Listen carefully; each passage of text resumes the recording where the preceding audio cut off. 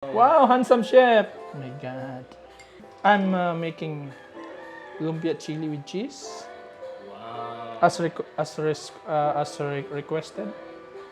How many years have you been making lumpia? Oh my god, 2 days. 2 days? Yeah, starting yesterday. This is my second day. I will assure you my hands are clean. I washed before this video. Stay tuned for more, guys. There's more to come.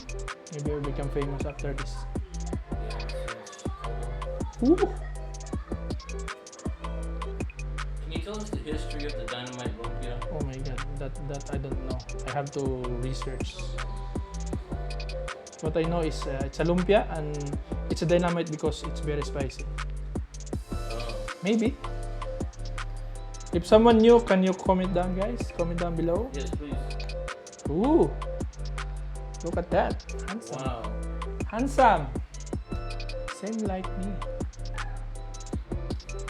Wow. Maganda.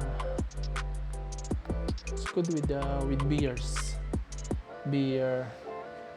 The dynamite lumpia? Yeah. What about the tanduay? Lechon. No. He don't mix lechon. Lechon and tanduay is partners. Speaking of which, tanduay is the sponsor of this video. Oh, big shout out to Tanduay. Big shout out to tanduay. Good flavor, good culture, good history. Good rum. Mabuhay. Mabuhay. Mabuhay Pilipinas. Karawasan. Karawasan. Ooh, look at that. Who's that handsome chef there? That's me.